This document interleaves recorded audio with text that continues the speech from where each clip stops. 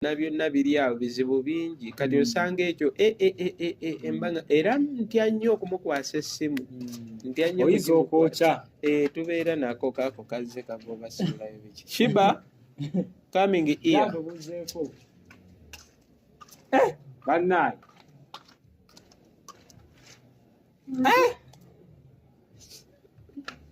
ng'olabika bulungi coming here obuzeeko ku bantu katono ogamba otya Sheebah Satasewo. Alikiriya. Naye obulamu buli butya? Obulamu bwe butyo. Tosooka kwevumansi. Wabaawo munaku wabaawo omukisa ogubaawo ogukonkona. Kati gwe banaabeewo obutwa ne beteekamu emiguwa oluusi wetta ne woleka omukisa gwo nga gubadde guli awo gujja. Ne King Sheebah watuukiddwa okujja kuliyengedde obulamu bwe bwabaddemu awo nga atuuka awo ate bwali bulala nnyo bwali bubi nnyo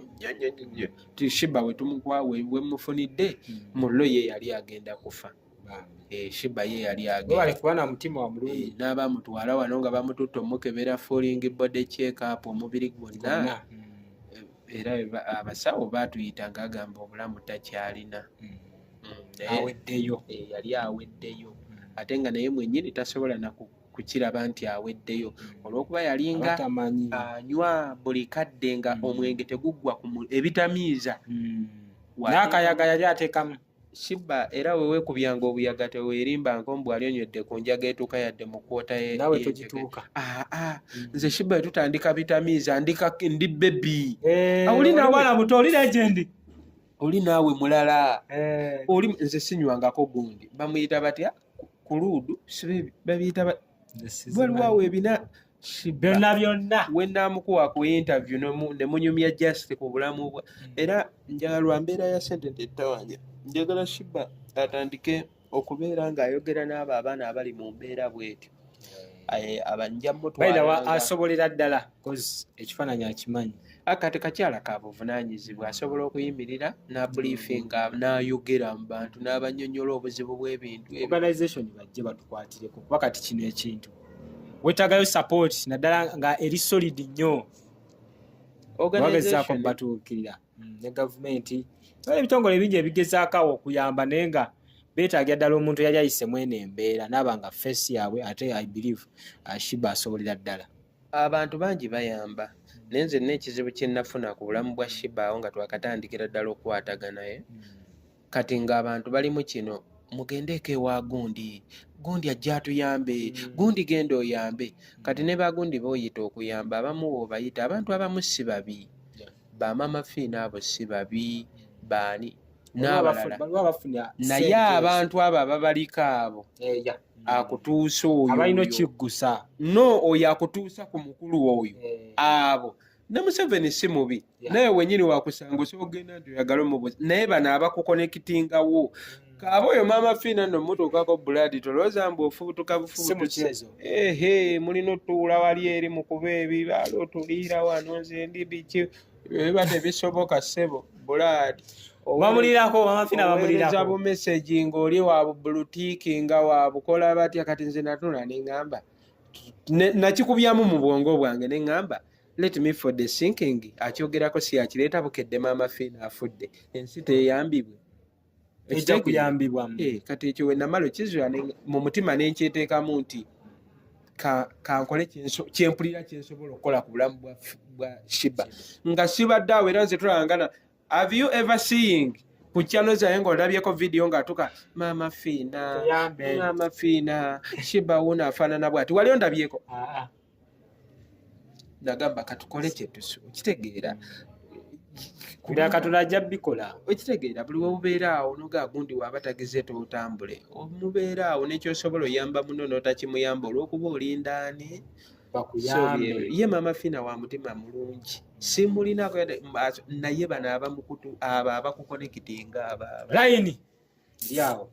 naye nga Sheebah ono biki ebimu kubanga waliwo n'omukyalo omulala wamubalabye yali kizibe wa fiye wamuliddeko Faith kayaga kamukuba wali n'ebiragalagala oluvannyuma lw'ekizula ndowooza alabika alina obulwadde ayinza kweddaabulula ati omuntu ali mu mbeera eyo nga gwe yasanga Sheebah Faith ekisooka mwenna balabye ensobi gye muli okola ku bulamu bwa Faith abali omuyamba ate mwe mugenda okumutta akugambye ayagala katisi baawe gwakiraiminga salaba akavidiyo kaabwe nga biyigizemu buli kati katisi lwaki mumukuumira ebbali katisi namulabye mawulire nga yeewozaako nedda ekyomuwala samusiga siriimu lwaki togenda waali bagamba yamukoladde mu muteekateeka z'omugezako ate kati ne bikomawa balagira simira mutute mu rehab ayinza obeera mu rehab ayinza oba mu rehab omwaka n'atatereera ate ne mumutwala ewa katisi we kasa mubateekawo mulumu emu ne mumusanga okumala wiiki ng'atemyanga bimyanso nga yazzeewo nga we yali mukwate Faith mumuddize katisi mu nju mubateekeyo mubaggalire mu luumu mubawenga byakulya katisi taakole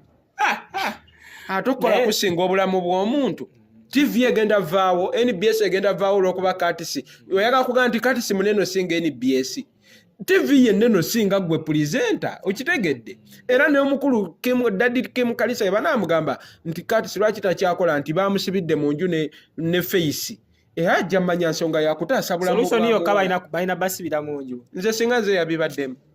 nze nti ebyange obimanyi maje naye okimanyi obulwadde bulumu abantu bagamba Eva sirimu aluma ebyaddala laba omwala wafaanana bannaye laba bwe yali afaanana ne bwafaanana oyinza okugamba baamusikamu amagumba wangi oyinza okugamba sikini bagyeditinga obulwadde buluma ate sirimu tomuteekamu muzannyo mukumira eddagala era ffe baakitugamba wano okulitandikako n'olivaako waakiri olireka n'otalitandikirako ddala okitegeera n'olinda loofa naye ate abo abaana omuntu nti alwadde siriimu aba n'omuntu we gwategeera mwawulirira emirembe nga ne waaba talidde emmere katisi gwakutta obulamu bwa fiye bwani bwa Faith tambula taata ate katisi tasobola kikola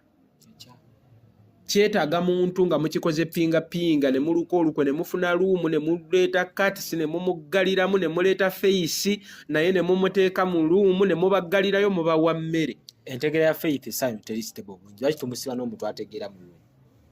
ne Sheebah bagamba ne King Sheebah we batwe bagamba nti tategeera era naye yali kituufu nga talinga olwo n'ababuuzaawo mu comment wotbala naye ono omukyala yaddawo n'ategeera omukyala ono ategeera omukyala ono kwali kati nkulaga abeera ne ku live manyo muweyo iPhone manyo gimuwa n'abeera ku live nga ne comments yazeesomera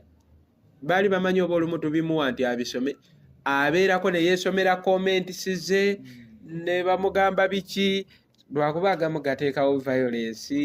ya Sheebah nga app bweri app ya violence baada oba lwaki simuwa simu kuba space dana yampadde eno iPhone kati nadde njagala ina Android njiwe Sheebah ne Sheebah tamanyi kukozesa simu Sheebah lumu asobola okugenda ku live nga tamanyi ne yeeyambula bulungi nasumulula ebintu n'alaga abantu bulijjo kye baayagala nga ye tamanyi nti alina ku live simu esogendayo kati ate abensi yaffe ogimanyi nga katambula kasacula etinda bugenda okukyenkya yakatadde bugenda okukyenkya nga Sheebah e Kampala yafuga awo n'Amerika zonna yaba azifuga lwaki twagala nnyo ebyonoonese bwensi yaffe kekali oli omukulu kagamba nti ya expired kyenagaye nti twafa ffe be bafuga twafa abatufuga baafa kati emirambo gifuga emirambo n'emirambo gifugibwa tuli awo kyolaba ebyonoonese ebyo mbeerayo nga ndibye mpola mpola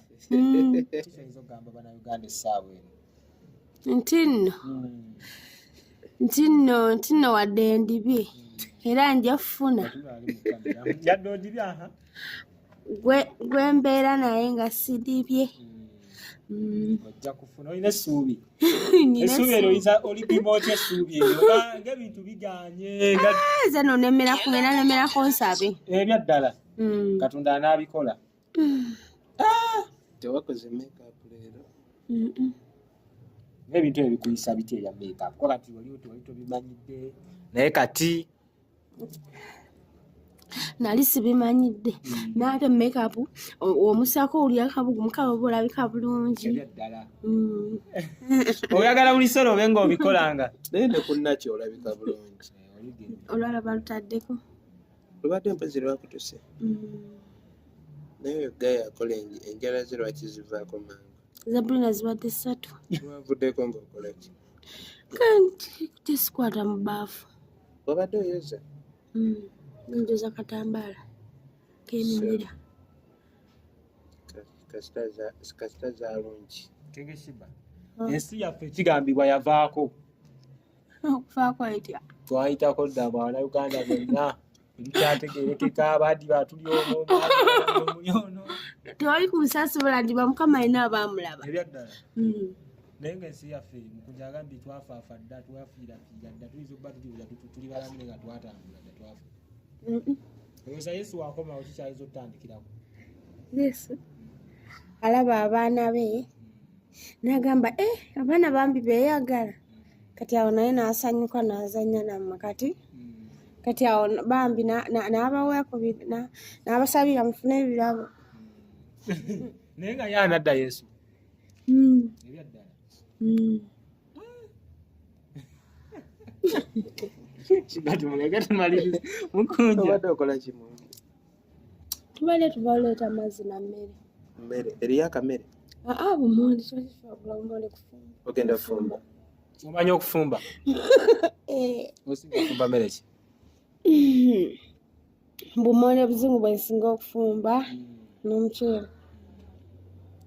baawo asinga kuwoomerwa ki sijja kulimba yani basinga kuwoomera gundi lumondi n'amayuuni ebyaddala mondi ne muwogo